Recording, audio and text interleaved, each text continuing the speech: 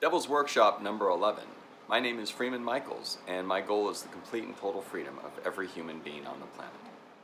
Today is June 22nd, 2019, and I wanted to encourage people to not feel like they have to be an expert to get started in any of this. Part of the reason why I'm doing this video blog the way I'm doing it is I want to incentivize and motivate people to feel like there are things that they can do now instead of waiting for some future event before they make change. One of the reasons why I think we're struggling is that we generally spend our lives chasing the central bank's product. In my country it's the dollar, but pick your country, pick your poison.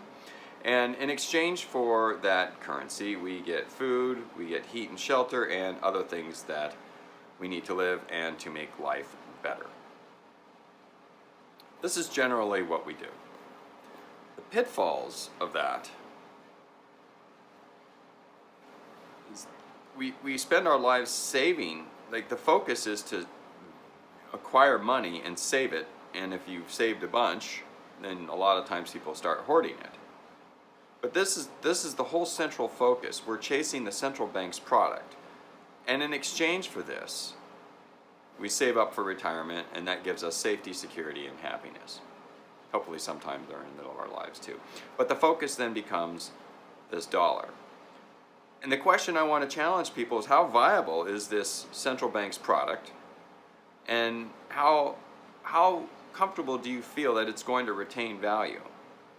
And if you want to look up in history, there's, I think it was the 1920s, maybe it was the 1930s, where the Federal Reserve, the central bank of the United States, basically said, give me all your gold. The dollar used to be, I think it was $20 an ounce, and now it's $35 an ounce. So effectively they robbed whatever percentage of 30% of the public's gold and gave them this dollar.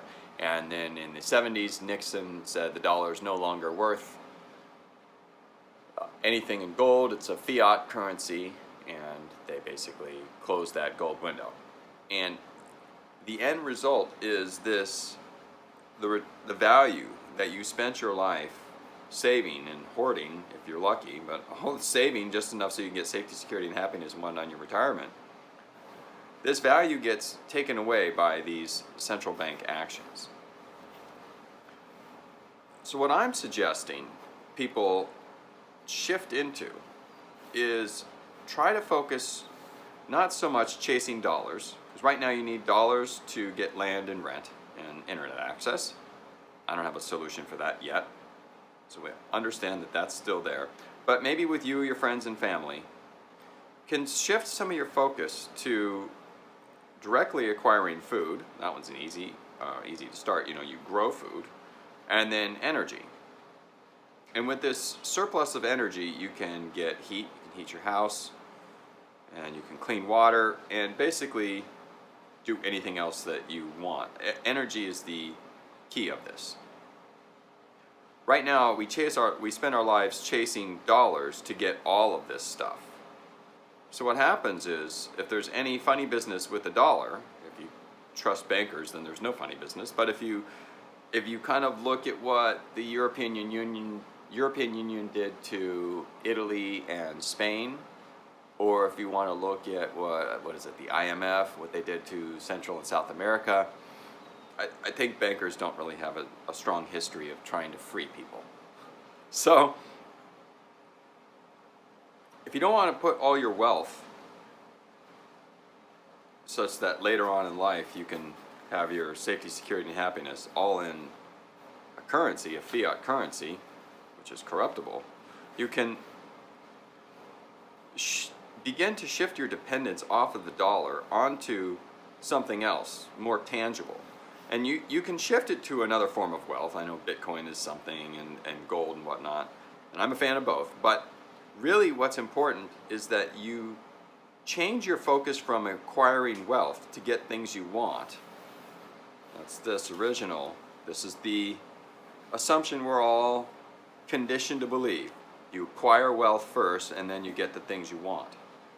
And it's like we're not allowed to break that for whatever reason. It's crazy not to. But Instead, if we focus some of our efforts to getting food, starting to grow food, I know that's a tough one to really get food year round, but you can start with growing food, get your hands dirty, and you can start with collecting some solar energy in order to help you get some of the things you need. Right now, I mean, use solar energy to get heat and clean water is a lot, but let me show you what I'm doing.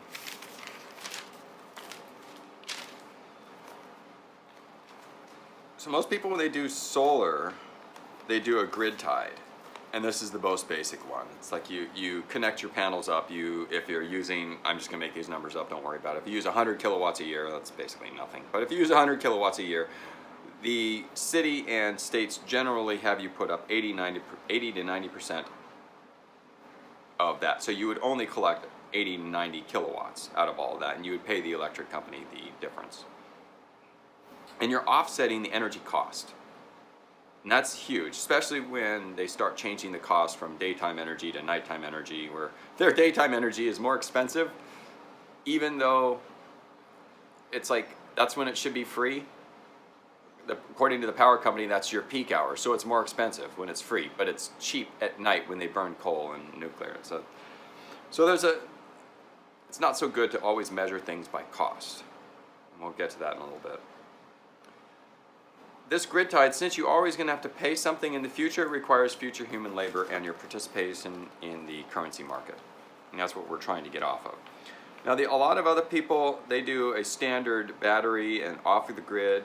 So the way you do that is you size the panels in order to just figure out how much you're going to need to charge the batteries, and you consider cloudy days and whatnot. And you size the amount of batteries that you need based on how much you're going to use at night and how much you can get through. And they generally recommend you move your appliances to gas and fuel. This has the same drawback as the other one because it still requires your future labor in the job market. And this is a big thing to consider when people say, well, how much money are you going to save? That's one way to look at it, but that assumes that you're going to have a healthy job market in the future and that you're okay continuing to work. It locks you into that job market if you only look at how much you're going to save now. Shift the focus to see, maybe you spend a little more now, but in exchange for spending more, you can get some of the services directly and indefinitely. I'll get to that. So, my setup, I assume that I never have enough panels. There are never enough solar panels because solar panels during the day represent free energy, and there's always more water that can be pulled out of the air. There's always more bricks that could be heated. I could be heating an outdoor patio. I could be heating a sauna or whatever. There's always more energy. So you can never have enough panels in my situation. And daytime energy is almost free because you have panels. And panels are reasonably cheap. The panels I have are around a little more than 300 watts, and I got them for less than 150 bucks. So 50 cents a watt is pretty cheap, especially when it's basically 50 cents a watt for whatever those panels last, 30, 40, 50 years.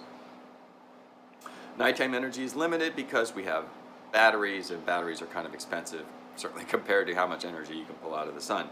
So this little shift is different for me because instead of measuring my life, spending all my effort figuring out how I'm going to get money, I've shifted to saying, well, I have all this free energy during the day. How am I going to use this free energy to get the things that I need in life? Clean water and heat. That's to start.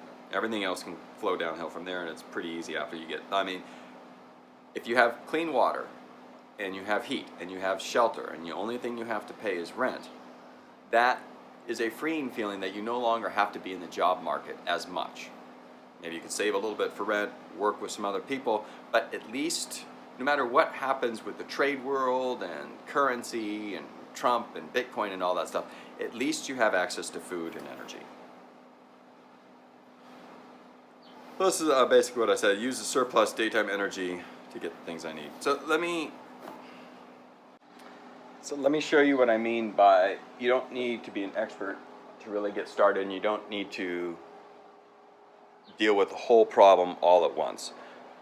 Right here, this is probably not the first step you're going to do, but right here, this guy generates water out of the air, and it takes a reasonably heavy draw of electricity. It's 400 watts. So you would never use it like if you're going to pay an energy company, you'd probably rather just distill water or filter water or something for free. But with this guy, I have solar panel, more than just this guy, more than that one panel. But the concept is that I have enough panels to run this thing, and then now, indefinitely, as long as the sun is out, I have fresh water. And that's not a trivial thing, considering the state that people are in Michigan, and how Nestle is trying to buy up fresh water constantly. So that's a meaningful step. Now it's expensive. That thing is like $1,500, and to have an inverter and solar panels and whatnot more powerful enough to run that, that's probably another $1,000 at least. But under $3,000 to have a near lifetime supply of clean water, at least for drinking to get started, is a meaningful step. And if you're looking for a cheaper step, you go back to this guy.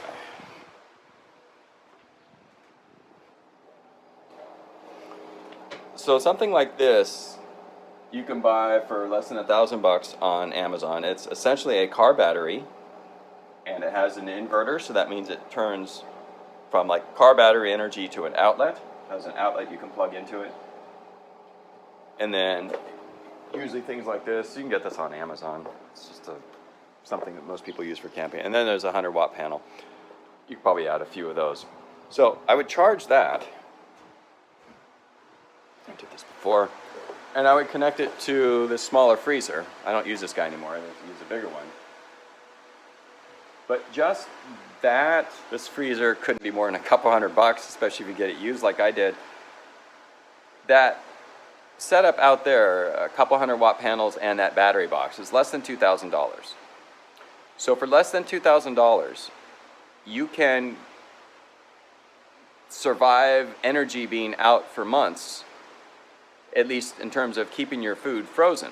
So if you had a surplus of food and you wanted to keep it frozen for a rainy day type of thing, no matter what the job market's doing, since you spent a little extra money and you invested it in a service, something that returns you a value, you no longer have to worry about how much money you'll have in order to keep your food cold. If you, with that battery box and some reasonably cheap appliances, you can make rice, you can make bread, it's just a toaster oven, whatever. But between rice and bread, those two things store well. So right there, for reasonably cheap, for less than a few $1,000s, you can have safety and security. There, if something happens, there's an oil shortage or a currency shock or Trump's done something, that you and your family have security of at least you have food.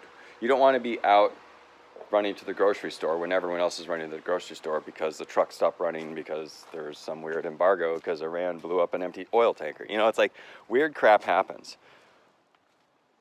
It's important to get started such that you kind of get a feel for how easy and how hard some tasks are. A lot of people feel like, I haven't researched enough. I don't know it. Well, I didn't research any of this little garden.